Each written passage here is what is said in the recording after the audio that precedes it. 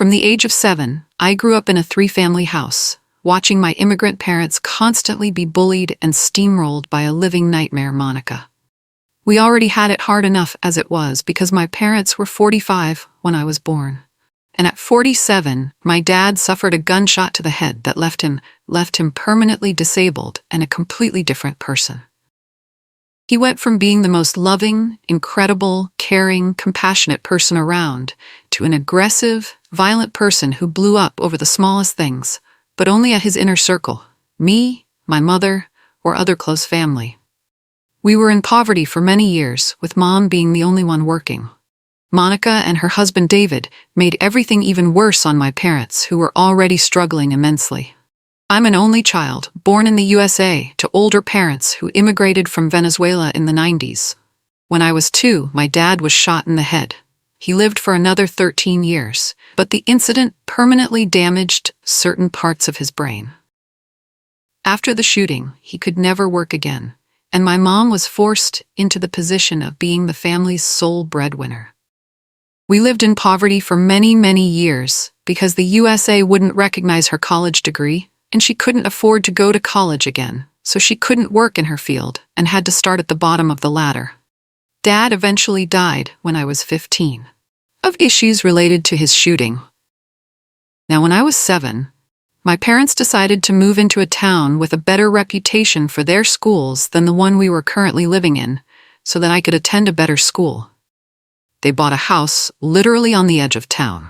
Most of this town is incredibly expensive, but because on the other side of our street there's a big complex of government-subsidized housing, our area is much cheaper.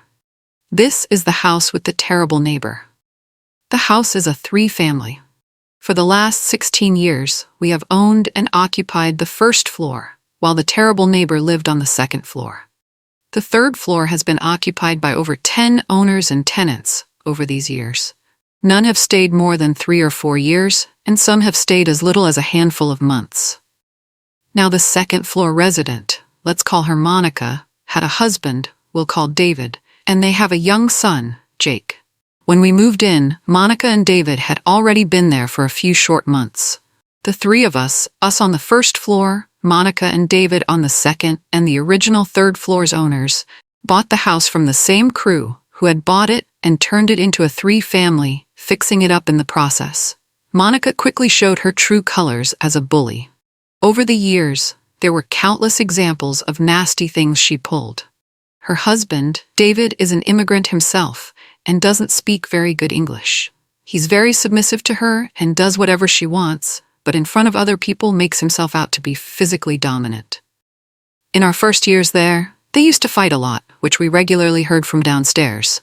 They would yell, sometimes for hours, and occasionally it seemed like things got violent. Jake was born maybe 10 years ago. He doesn't factor into the story until much later. But anyway, the point is, whatever Monica did, she always got away with it. My mom always took pride in how well she took care of our trash bin and recycling bin. Every month, she'd give them a quick rinse after that week's trash day, just to make sure that they wouldn't develop a smell or bacteria wouldn't move in. Monica apparently wasn't so diligent, and one time her recycling bin got really nasty. I mean really nasty. So she just left it out back, behind the house where their wasn't a backyard, just pavement with a parking spot designated for each unit, and began using ours. Lo and behold, ours started to get nasty. Mom quickly went from spending a quick 3 minutes rinsing it out every month to about 45 minutes scrubbing with soap and water to clean it out. Eventually, we decided we'd had enough, and she and Dad sent Monica and the third-floor tenants of the time a polite but firm email that basically said, "Whoever started using our recycling bin, please stop and use your own. You never asked our permission, and we take good care of it, and ever since you began using it, it's become disgusting." We knew it was Monica and David, but Mom and Dad figured it was more polite without a call-out, and they didn't want to start anything. Within a week, 2 things happened. Monica and David got a brand spanking new recycling bin, and one week we found ours had been mysteriously destroyed. Someone took a knife to it and cut it to pieces. We had no way of knowing who it was, but we had a pretty good feeling we knew exactly who it was. We had to get a new one. Because we had no evidence of who did it, though, my parents didn't say anything about it. Back when we could afford a car, we haven't had one since our first few years there, we used our parking space out back. Every time that Monica and David hosted a party, which back then was surprisingly frequently, they would toss their trash over their balcony into the general vicinity of the trash and recycling bins out back, which is literally right next to our designated parking space. Most of the dents we had on our old '88 Toyota were from bottles thrown from the second-floor balcony. We had windows break a couple times. Same deal. Each time it happened, my parents would politely go upstairs, knock on Monica and David's door, and respectfully ask them to stop throwing stuff over the balcony because we know you don't mean it, but sometimes it accidentally hits our car. Each time they went and did that, Monica and David's stopped, but they would do it again until they got caught during their next party. Again, though, my parents never wanted to escalate the situation, so they never justified taking it further than knocking on her door and politely asking them to stop. Our basement is shared between all 3 units. Each unit has its designated space boxed out, kind of like office cubicles, and there's some designated common area in between. Years ago, maybe like 8 or 9, Monica and David completely filled their designated basement cubicle, so they just started piling things all over the common area. Eventually, they developed this enormous pile of junk in front of Unit 1's, our unit, oil tank for heating. My mom and dad never said anything because it happened over a long period of time and they didn't want to start a fight. And as far as I know, none of the third-floor folks ever said anything either. But it got to the point where she and her husband were taking up common area space that was easily twice the size of their designated cubicle. Now, I'll be the first to admit that for many years my parents and I weren't great neighbors either. We didn't bully anyone. But due to my dad's condition, he could be triggered by seemingly anything, and suddenly he'd be in a rage and we'd all be yelling. I grew up in that generally chaotic environment, and yeah, there were several times when the police were called to our house for noise disturbances. But we kept our problems to ourselves, and we were nothing but polite and respectful to all our neighbors. Always. That said, you can imagine that our first priority was always my dad and his stability. And we had enough on our hands with that. So he and Mom always swallowed their pride and avoided doing anything to antagonize Monica, no matter how terrible her behavior got. And believe me, there are plenty more stories on top of the ones I told above. After my dad died, I developed my own issues for a while with mental health. Growing up in a constantly chaotic, violent, aggressive environment took its toll on me, and for a time I had deeply depressive tendencies. I struggled with suicidal thoughts for years, and eventually wound up graduating high school after 8 years of attending classes in some form or another. Similar to when my dad was sick, I became my mother's top priority at that point. So again, Monica and David kept getting away with all their nonsense. I got better though. Nowadays, I'm even off my psychiatric medication. I got myself together and graduated high school and even college. I have my bachelor's degree and I'm doing some postgraduate work for a master's. Most of the way has been paid for by scholarships. But I recently decided that, as an adult now, and therefore as someone with a little more say in things around the house than when I was a kid, I had had enough of watching Monica bully my parents, particularly my mother, for so many years. I wanted revenge. Phase 1 of my plan was to ease my way into the adult condo administration dialogue. I began helping out more around the house, specifically around the common area parts of the house. I single-handedly redid the back porch's flooring. It sounds like more than it is. I just pulled out all the floorboards and nailed new ones in. I replaced both storm doors about 6 months apart when each one began having problems. I also took care of some comparatively smaller things. I weed-whacked out back for a couple hours, cut the grass out front a few times, and got up early so that I could beat everyone else to the shoveling every time it snowed one winter. I also began wheeling back everyone's recycling and trash bins after trash week every week, not just our own. After the first 2 major projects, each time I sent out an email to everyone in the condo to let them know that I had taken care of it. All I asked of the other 2 units was for them to reimburse me 1/3 of the cost of materials on their timetable, because of course I hadn't given them a heads up, so it was only fair that I allow them to pay me when they could. The smaller stuff I obviously didn't need to announce. The idea was just that over time, the neighbors would see me taking more initiative in things and being more active, which would go on to justify me participating more in intercondo politics. I also made a point to keep conversations to emails so that there would be a written record of every interaction. Phase 2 of my plan ran pretty much concurrently to Phase 1, but had an entirely different purpose and was overall entirely different. I began gathering evidence of everything I could. I asked my mom to track down all the old emails she and Dad had exchanged with the neighbors, documenting many instances that Monica and David had pulled terrible things. I went downstairs and took a video of Monica and David's things all over the common area, particularly emphasizing all the highly flammable wooden and cardboard items they had piled up in front of our oil tank. I dug up and pored over the deed to our apartment, specifically the sections that detailed the rules around common areas and the limitations of our unit as compared to the others, and vice versa. To my utter joy, Mom and Dad never threw out that old recycling bin that Monica and/or David had knifed up, apparently because they just never knew what to do with it and never wanted anyone to ask questions. Naturally, I dug it up and took plenty of photos. I did one other evidence-gathering thing that needs a bit more explanation. Monica and David are awful parents. Mom and I regularly hear the terrible things they do to Jake through the very thin ceiling we have here. I'm decidedly not going to go into detail because, even though I changed his name, he's still underage. Let's just say it crosses far into the realm of child abuse. This is a topic I'm particularly sensitive about because I grew up in a difficult situation myself. So, believe me when I say this part is the most satisfying part of my revenge. Every time I could hear things through the ceiling, I took out my phone and started a recording until it stopped. Finally, Phase 3 of my plan was basically to bait Monica and/or David into a trap I set. That, as it turns out, would have huge consequences for them. Mom and I have this old treadmill that we got for free. It's in the kitchen, and lately we've come to the conclusion that it just takes up a little too much space. We both use it a little, but not enough to justify keeping it. She wanted to toss it out, but I argued hard to keep it around because I knew I could use it for this plan. It would be my only shot. Remember how I mentioned we haven't had a car for years?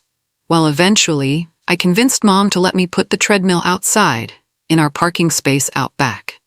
I bought a large tarp to cover it with, so it would be protected from the rain, and I told her I'd start using it more if it was outside, because it's nicer to do exercise in the fresh air. I also sent out an email to Monica, copied to David and the current third-floor folks, asking her to move all the things in front of our oil tank in the basement somewhere else.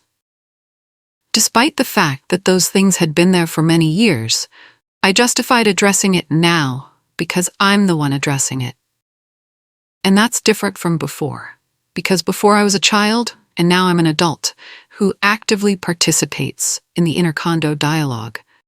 I asked her to move them because the way she currently had it set up is a safety hazard, and I'm just following the rules.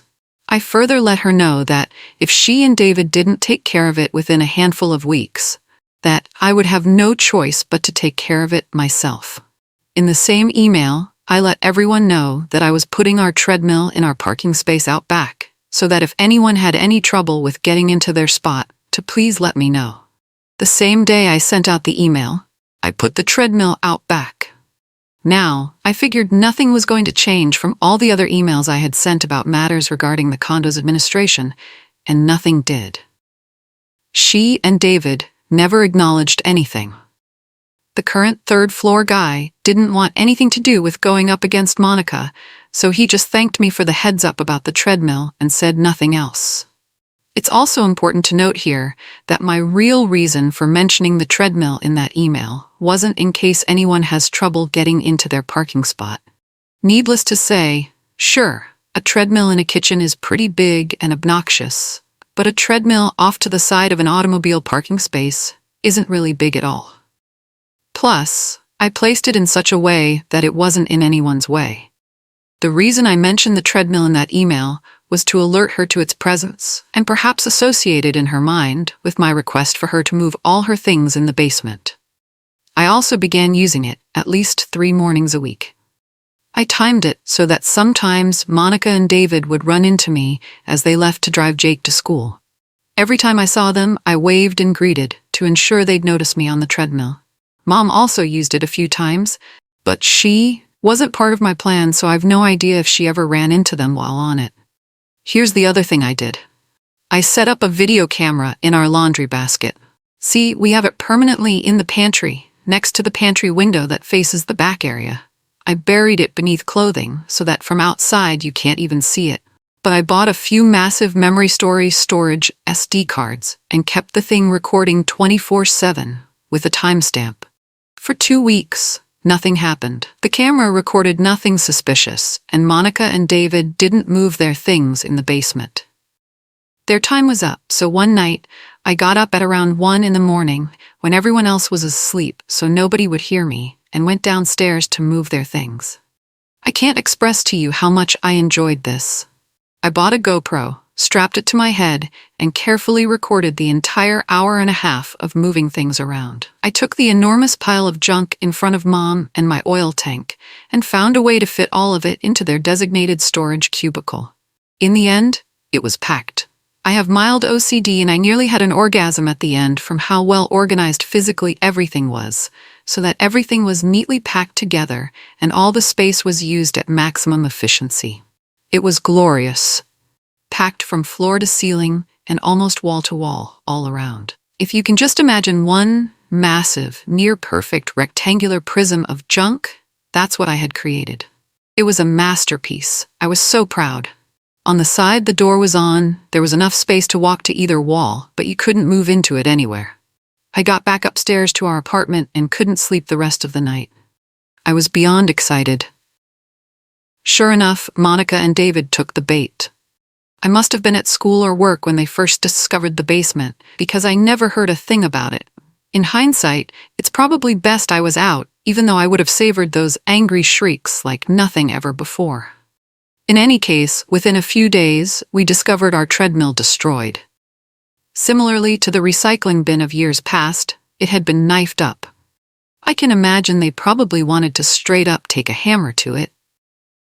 But they didn't want to make much noise, so they wound up just tearing the thing apart with a really big and really sharp knife. They had seen that we were using it, and, aside from our trash and recycling bins, it was our only property that they had access to at that point. Several years back, I filled up the rest of the wall of our basement cubicle and installed a door with a lock, so our cubicle is now sealed off to everyone else, but the others are open and anyone can enter. Plus, I can imagine destroying a $1,000 treadmill is infinitely more tempting than a trash or recycling bin. So they went for it in retaliation for my stunt in the basement. After moving their things in the basement, I started timing my treadmill use differently so that I wouldn't run into them. As soon as I saw it after they destroyed it, I went straight to the camera I had set up in the pantry. It caught the whole thing.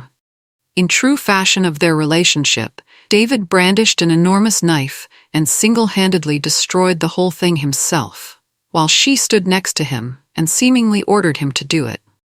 She basically kept pointing around at all the parts she wanted him to cut up.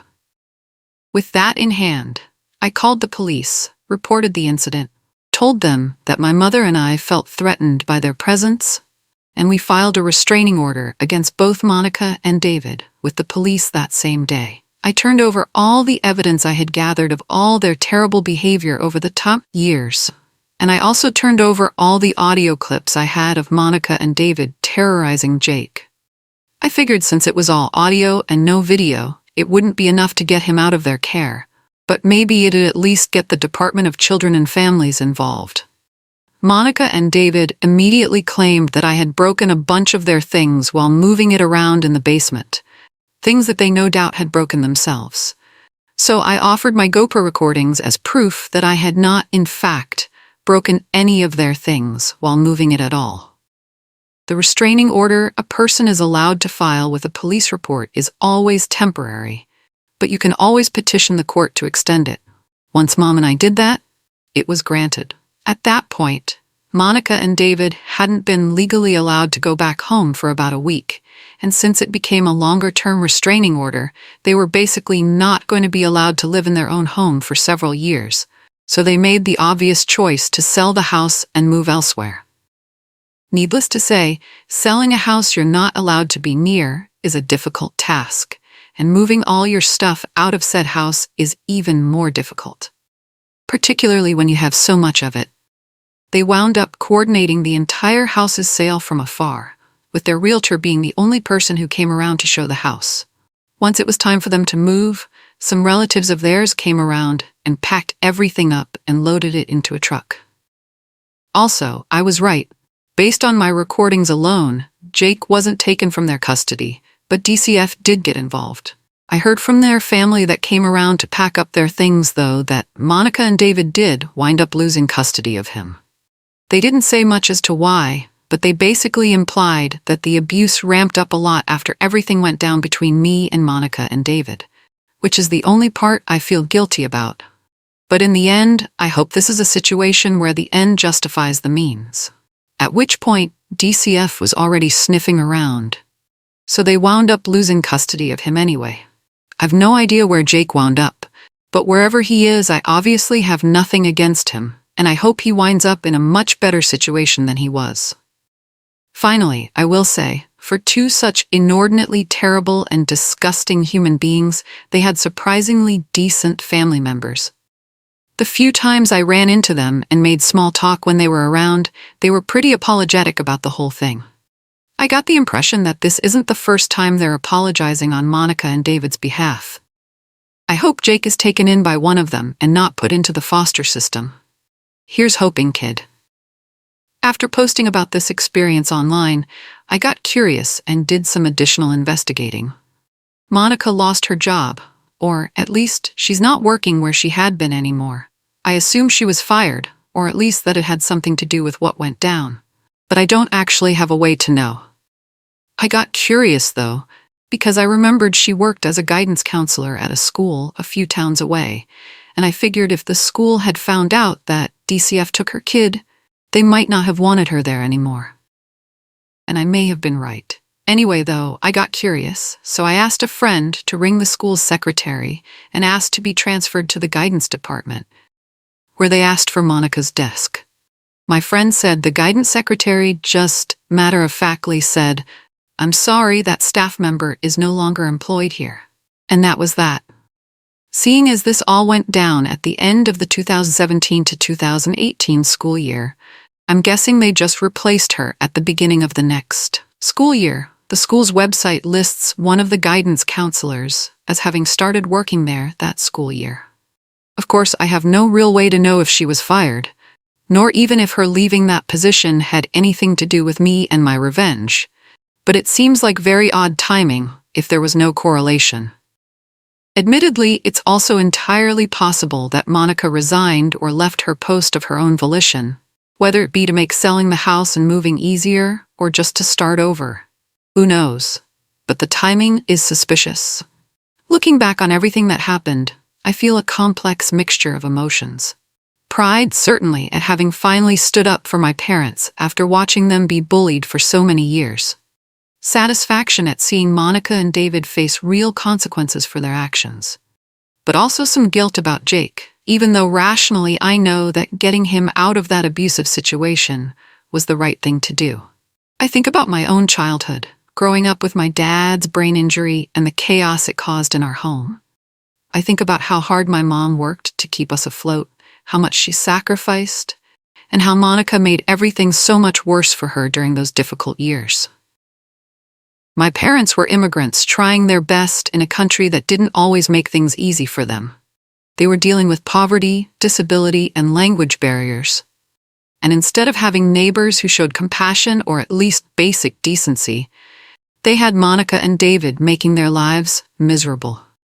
For 15 years, my parents endured that treatment because they didn't have the energy or resources to fight back. But I did, and I used every tool at my disposal, Patience, planning, documentation, and yes, a bit of strategic manipulation to finally make things right. Monica lost her home, her custody of her child, and apparently her job. David lost his home and his son. Were the consequences harsh? Maybe. But they were consequences of their own actions, captured on video and audio, documented in emails over years. I simply made sure those actions finally caught up with them. And honestly, I'd do it all again,